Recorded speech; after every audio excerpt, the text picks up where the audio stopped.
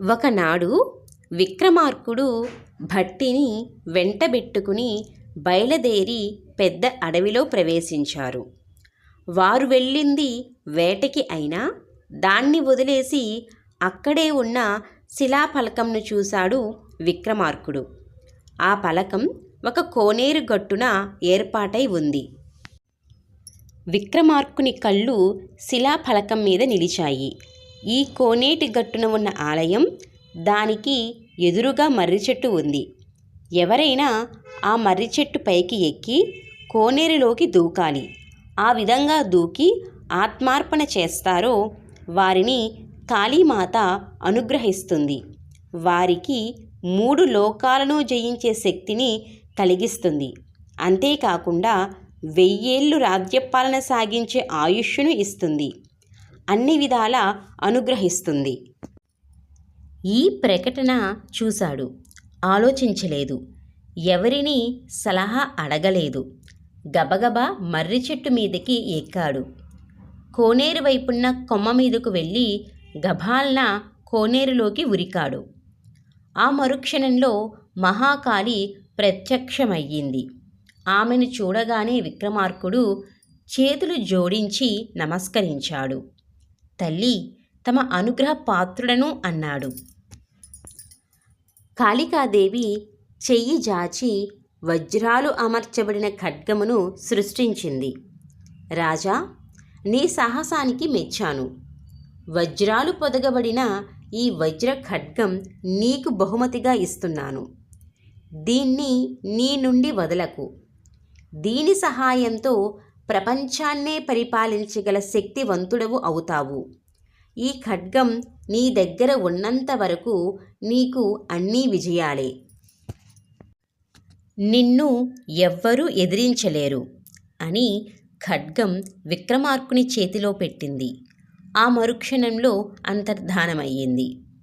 విక్రమార్కుడు ఒడ్డుకు చేరుకున్నాడు. అతను ఒడ్డుకు వచ్చేసరికే అతని కోసం ఎదురుచూస్తున్న భట్టి కంటబడ్డాడు. అన్నదమ్ముల ఇద్దరూ ఆప్యాయంగా కౌగలించుకున్నారు. చేతిలో ఉన్న ఖడ్గమును భట్టికి చూపించాడు. జరిగిన కథనంతను విశదీకరించాడు. ఈ ఖడ్గం వరప్రసాదం అన్నాడు భట్టితో విక్రమార్కుడు. అంతా విన్న తదుపరి, సోదరా, మహాకాళి నీకు రాజ్యపాలన సాగించేటందుకు కదా 1000 ఏళ్ళు ఆయుర్దాయం ఇచ్చింది అన్నాడు. అవును, అంతే అన్నాడు విక్రమార్కుడు.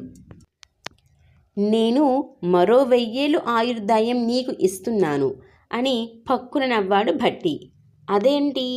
అర్థం కానట్లు నసులు చిట్లించి భట్టిని చూశాడు విక్రమార్కుడు. అంటే ఏడాదిలో 6 మాసాలు రాజ్యపాలన చేస్తావు, మిగిలిన 6 మాసాలు దేశాలు పట్టి తిరుగుతావు.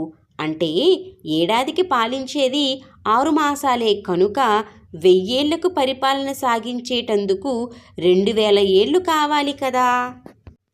కనుక నువ్వు 2000 ఏళ్ళు జీవించి ఉంటావు అని చెప్పాడు భట్టి. విక్రమార్కుడు అతని తెలివికి మిక్కిలి ఆనందించాడు. ఆ వెంటనే రాజ్య పాలన గుర్తించి శ్రద్ధ వహించాలి అని చెప్పి తమ రాజ్యానికి వచ్చారు. భట్టి పరిపాలనలో ప్రజలు సంతోషంతో గడపసాగారు. భట్టి పాలన ప్రజారంజకంగా సాగుతోంది. విక్రమాదిత్యుని ప్రతిభ ఆ ప్రాంతం అంతటా ప్రకాశించింది. ఆయన ప్రతిభకు పాలనే అద్దం పట్టింది. న్యాయం చెప్పడంలో అతనికి అతనే సాటి. అతనికి ఋషికేతు అనే బావమరిది ఉన్నాడు. అతను అహర్నిశలు బావగారు విక్రమాదిత్యుని అంతటి ఘనత్వం సంపాదించాలన్న ఆశతో ఉన్నాడు. అంతేకాదు, ఋషికేతుకి తనంతటి వారు లేరన్న గర్వం ఉండేది.